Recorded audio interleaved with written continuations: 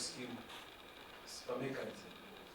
And if you're familiar with the Germans, they've excelled at this feed-in tariff, where people can have solar systems on their roof, connected to the grid. You come into an agreement. So at the end of the month, they do a counterbalance.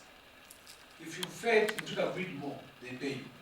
And the unique thing with German was that the rate, I talked about the cost of production. Uganda is to reduce the emissions by 24.7%. However, they only committed to reduce 5.9% of the emissions that Uganda is producing using the resources that Uganda has.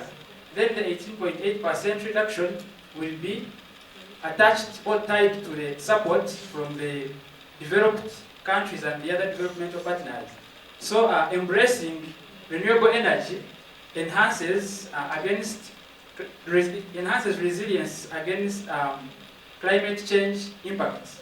That's why we have to try as much as we can to harness and transition from the non-renewables to the renewables. Once one person uses a system that is not working so well, they back off. Then the next is inadequate after-sales support. Since there are few people that have the expertise in installation and knowing how these systems work, people end up overloading the systems, whereby a person buys a system for say 10 units, and then he's putting a load of 30 units. Instead of charging 2 phones, he's charging for all the people in the neighborhood. In the end, you find that the thing is not working because there is scarcity of the technical expertise. So these were some of the challenges that we managed to document. Lwaliro tubadde wano nga tuli mu musomo ogwateekeddwa WWF then ng'epataninga ne Ministry of Energy, naye omusomo gubadde mulungi, bintu bingi bye tuyizeemu. Mpozi naye nze kyenjala okugamba Ministry of Energy, wabanga waliwo assessments ze bakoze was making available eri bannamawulire, kisobole okutuyamba okuba nti tusobola okureportinga ku kintu nga tuyina data amala okumanya ku biki ebikwata ku masannyalaze okusinziira ku bintu bye tusomye. Singa abantu bafuna chance ebitegeera n'ebiyiga, kigenda kuyamba abantu okuba nga tebononera ssente nnyingi mu masannyalaze. Ekimu ku bintu ebisobola okukolebwa, ndowooza abantu balina okwembulesinga enkola empya. Okufumba ku masannyalaze of course kya bbeeyimu, naye kiyambako okusevinga ebibira. Kitegeeza nti ate ne gavumenti erina okusala ku muwendo gw'etundako amasannyalaze. Then ekintu ekirala waliwo okwembulesinga okukozesa gaasi, solar. Kifo ky'ebintu ebimu kuba osobola okusalawo n'ogamba nti nze wange TV ne fridge oba n'oggolola byo bikolera ku solar. So ndowooza abantu basobola okusalawo ne bakozesa ekyo, oba n'agamba nti nze security lights zonna ez'ewaka kubanga zo zibeera zaaka 24/7. In fact bakozeyo ne security lights za solar.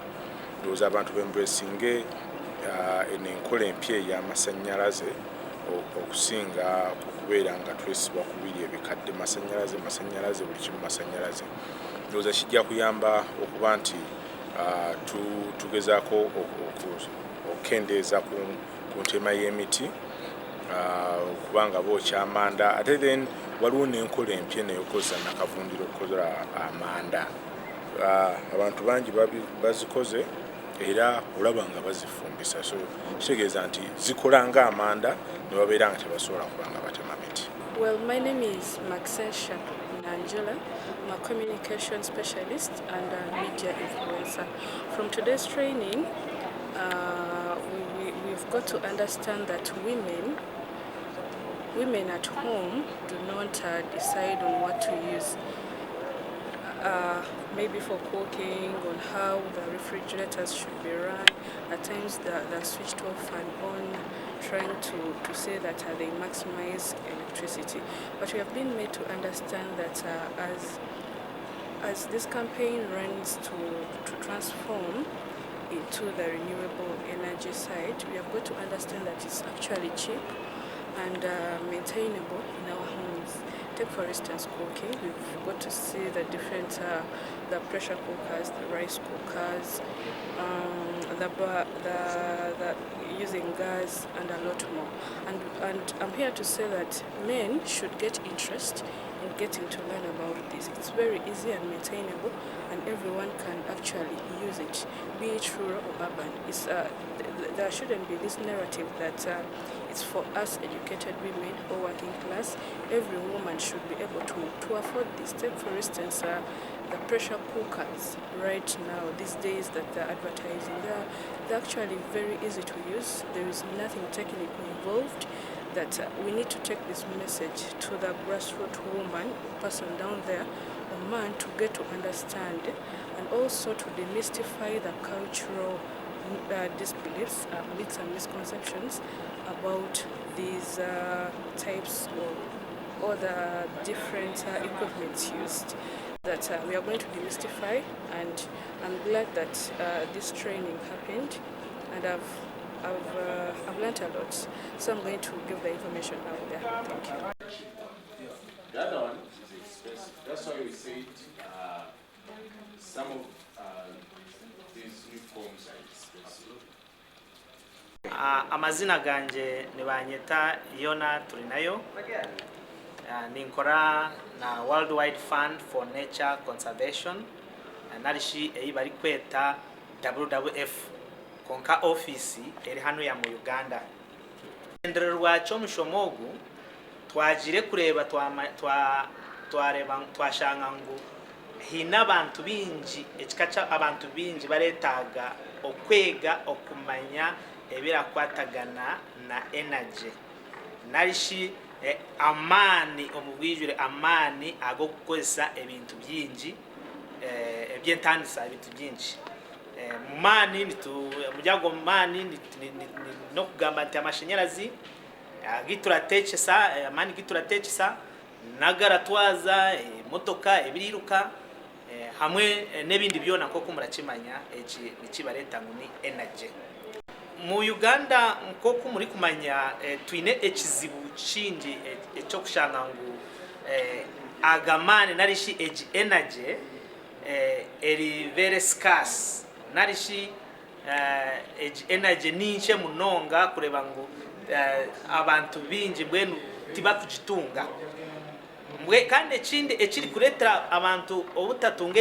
energy no kushanga ngo obundi tibakajetegereza je umwe no shanga energy ebarimu konga batakajetereza ningashi kudumanya nti ni energy ha eyibaretaga mu kwese ibintu byinshi so niyo shonga twafuna aba bantu abamahurire kugira ngo twije tubegese abo kuba nibo twashanga ngo nibo barakira kutwara information mu biceka byinshi no kwegesa abantu kugira ngo bamanye ebya energy narishi okuripotinga okayo report ebintu bikwatine na energy narishi entunguka hamwe na energy eyituretaga narishaga mani bituretaga mu bikorwa byinshi akechi tongore cha WWF tukora ha bintu byo buhangwa kandi mu buhangwa nibwo turi hamwe n'ibintu bituyamba omu buzima bwitu magara gitu kugira ngo tubeho hamwe nensi eyiruhanga yatuhiri kandi konka omukwihame byo bintu byo kutuyamba hinobwo ari kushanga ubundi turabyihamu kubi then tukashisha obuhangwa bwitu nibwo ari kushanga ngo nka energy narishi amani go kutechesa omu Uganda chenda harigana nigaruga omu miti so konka waza kurebengera ituruka kwese no shanga turakwesa za technology imbi nkama hega shatu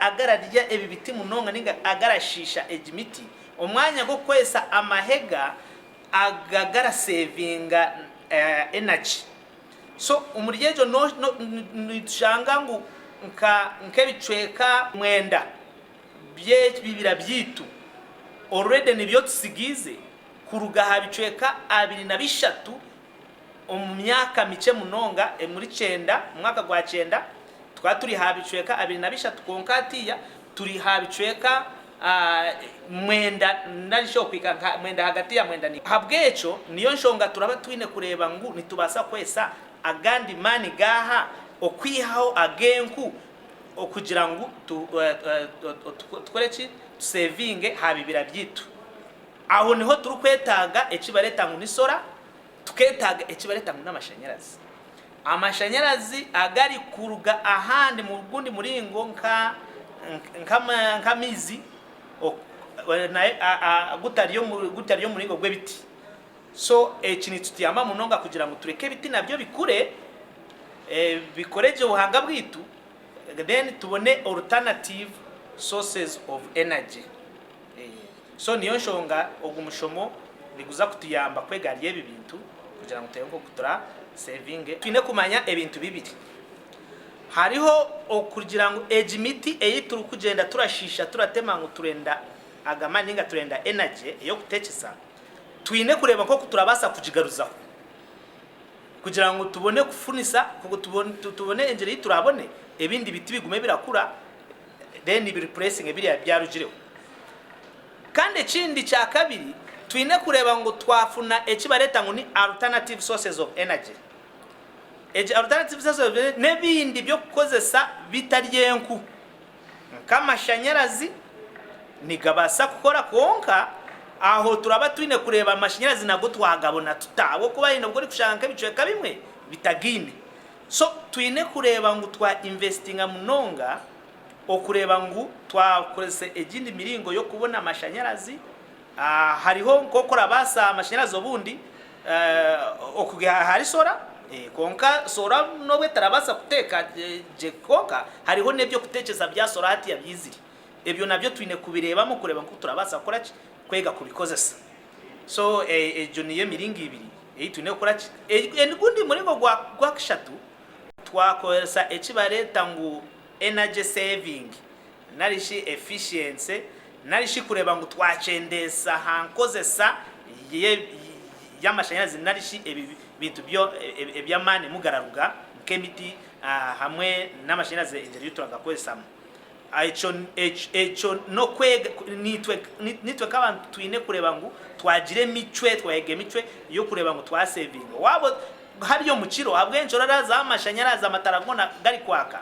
kandi obyamire mu kishenje hati neki uraburi kwa kwesa narishi omushana amashanyarazi amatara nobotire genshi so aho nobo yine kugiha kugira ngo o saving egora akozesa oruna kurwanye cyakare aho noza no saving ha sente yeah abantu abingi tibaketegerize eje emitane ndizero witireho eyo kuteka eyo kwatsa bwena tiguya tugezaho kwingeginga n'abantu abanyamahurre abantu abutosha communities tukora demonstrations kuborecha ebintu ebindi kubikora technologies ezindi eyo kushanka za briquettes nizikora zitane ziteka zita nkamashanyarazi abantu abingi binenteka teka ngo watekera amashanyarazi